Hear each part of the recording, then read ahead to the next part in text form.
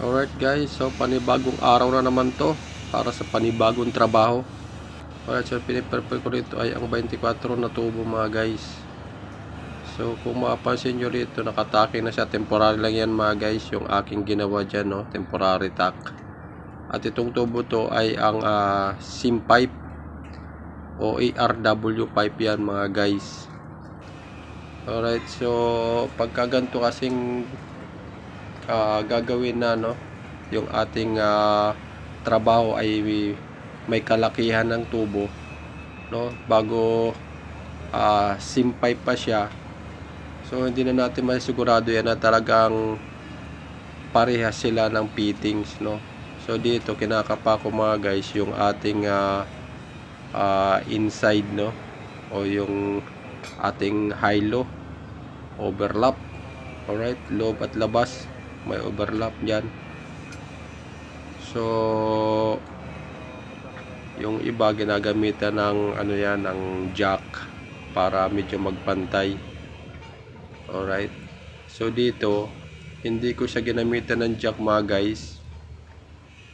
Ipinitap ko lang ito ng tama lang sa gap. Yung mayroong tacking dyan, itong mga guys, medyo okay na yan, kaya dyan ko siya pinataking. So yung kabila niyan mga guys, high-low, tsaka maliit ang gap. Dahil yung pagkakating ng ano niyan, tubo, hindi siya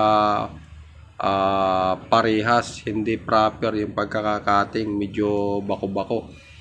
Kasi kaya merong lubog na parte. So pagka mga itong trabaho mga guys, ito yung pinakagusto kong gawin kasi nakaka-challenge, no, pang malalaking tubo. Kasi makakakilos ka dyan ng ayos. Alright, so gusto ko yung mga malaking trabaho. Yung mga maliliit medyo ano ko dyan, medyo ilag.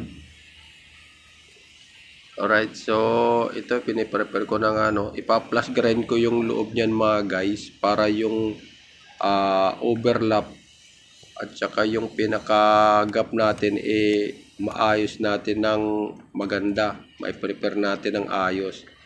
Kaya gagamitan ko siya dyan ng malaking grinder.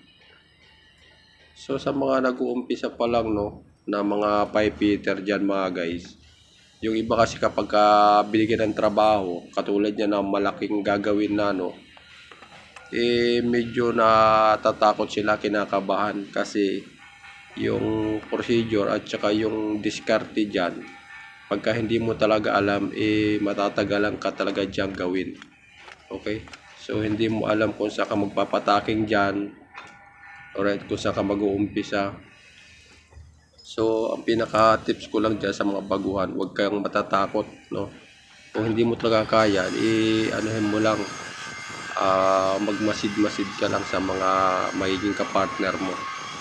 Alright, so dito yan na pina-plus grind ko na nga dyan, no, yung overlap dyan sa loob.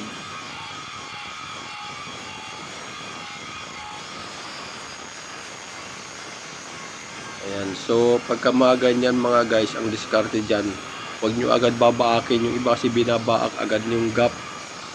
So pagka ang tubo mo ay overlap pa, pag ginarain mo ka agad dyan, binaak mo agad ang pinaka-gap niya, ang magpo-problema mo dyan, yung pinaka-high-low mo, hindi mo na maayos yan kasi lalaki yung pinaka-gap mo niyan pagka kinahid mo pa yan. So ang diskarte dyan, kayo rin muna yan bago baakin para magkaroon ng magandang gap. Alright, so ganyan ang mga diskarte, no, para sa magandang preparasyon ng iyong gagawing pagpipit up. Okay, so yung pinakataking ko na yan, tatanggalin ko yan mamaya pagka na-okay ko na yung ibang parte ng gap, no, pagka napaganda ko na siya.